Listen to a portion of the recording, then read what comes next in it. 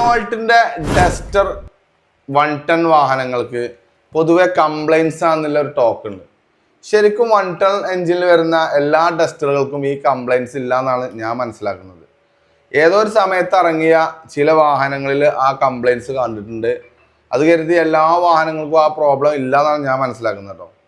അപ്പം നിങ്ങൾ ആരെങ്കിലും 110 എഞ്ചിനിലുള്ള ഡസ്റ്റർ ഉപയോഗിക്കുന്നുണ്ടെങ്കിൽ നിങ്ങളൊരു എക്സ്പീരിയൻസ് നമ്മളെ കമൻറ്റിൽ ഒന്ന് ഷെയർ ചെയ്യണേ. 110 ആണെങ്കിലും 85 ആണെങ്കിലും ഏത് വാഹനമാണെങ്കിലും എംലെക്സിൽ നിന്നും കംപ്ലൈൻസ് ഇല്ല എന്നുള്ള ഉറപ്പ് വരുത്തിക്കൊണ്ടാണ് നമ്മൾ ഓരോ വാഹനങ്ങളും സെയിൽ ചെയ്യുന്നത്.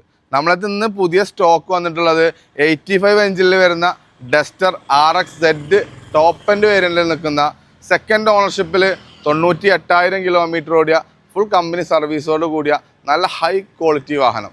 നമ്മൾ ഈ വാഹനത്തിന് എക്സ്പെക്ട് ചെയ്യുന്ന പ്രൈസ് 5,85,000 രൂപയാണ്.